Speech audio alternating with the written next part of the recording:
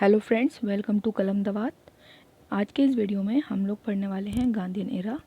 इस वीडियो से हम गांधीयन एरा की शुरुआत करेंगे पार्ट 1 और आगे के पार्ट्स हम अलग वीडियोस में बनाएंगे। 1917 से लेकर 1947 तक ये माना जाता है गांधीयन एरा। किसी किसी बुक में 1915 भी आपको मिल जाएगा, 1915 टू 1947।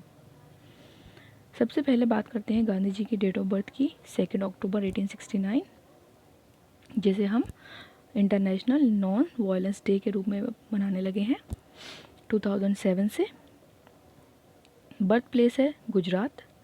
स्टेट पूछा जाए तो गुजरात, और डिस्ट्रिक्ट की बात करें तो पोरबंदर, और विलेज अगर कोई पूछे तो काठियावाड़ा। पेरेंट्स हैं करमचंद गांधी एंड पुतलीबाई। करमचंद गांधी को काबा गांधी के नाम से भी जाना जाता था, और गांधी जी के दादाजी का नाम था उत्तम चंद गांधी। वाइफ कस्तूरीबाई मकंजी या फिर कस्तूरबा।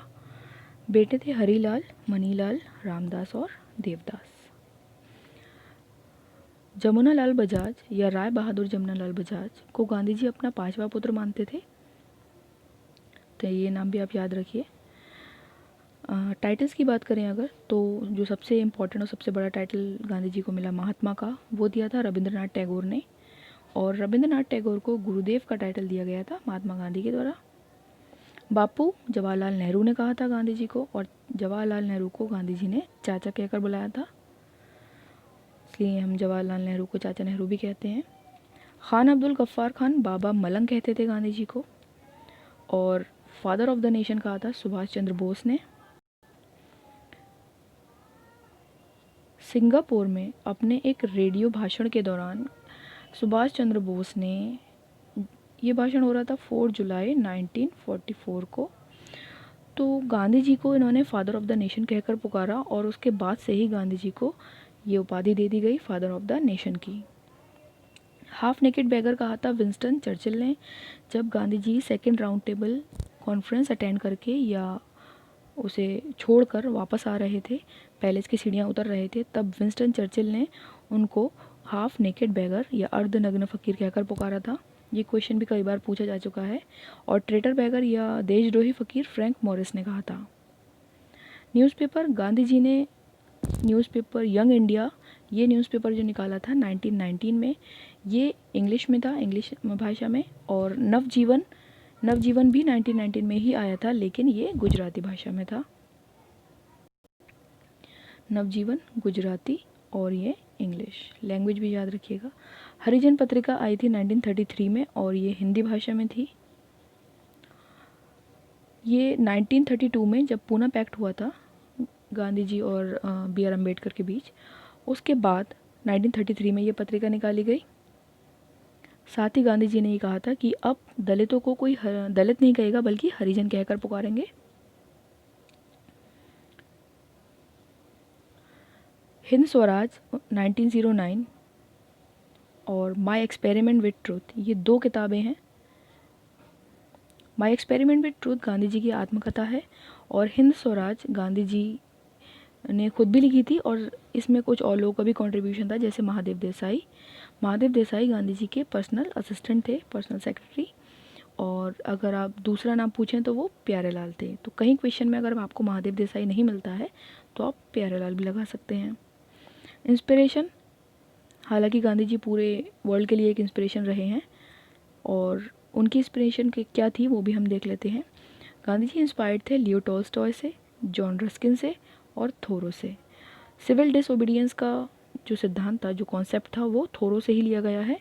साथ ही भगवत गीता से भी काफ़ी इंस्पायर्ड थे। आपने सुना ही होगा रघुपति राघव राजा राम भजन भी ये गांधी जी का फेवरेट था। इस भजन को विष्णु दिगंबर ने लिखा है। और एक और था जो है वैष्णव जन तो तैने कहिए, नरसिंह मेहता का भजन है, ये भी गांधी जी को बहुत पसंद था। 1893 से लेकर 1915 तक गांधी जी साउथ अफ्रीका में रहे। 93 इसको कर लीजिए। तो 1893 में गांधी जी साउथ अफ्रीका गए, और वहाँ पर उन्होंने 1894 में नाटाल कांग्रेस की स्थापना की।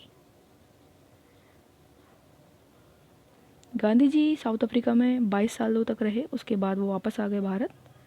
जब वापस आए वो दिन था 9 जनवरी 1915 का, और इसी दिन को हम नेशनल NRI डे या भारतीय प्रवासी दिवस के रूप में मनाते हैं।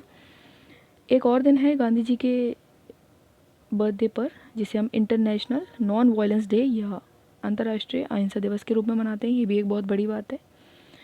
तो गांधी जी ने साउथ अफ्रीका में 2 आश्रम या फार्म बसाए थे। पहले का नाम है जोहान्सबर्ग, ये जगह का नाम है।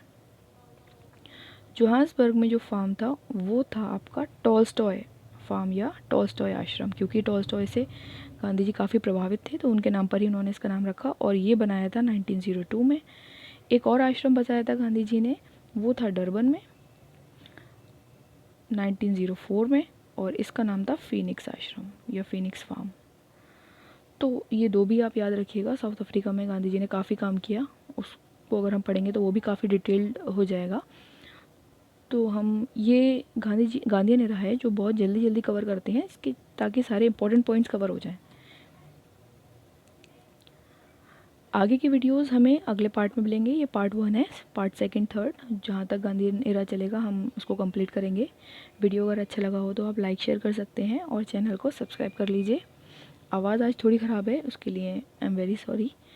और आप लोग स्टडी हार्ड, पढ़ते रहिए और सीखते रहिए हमेशा। Thank you.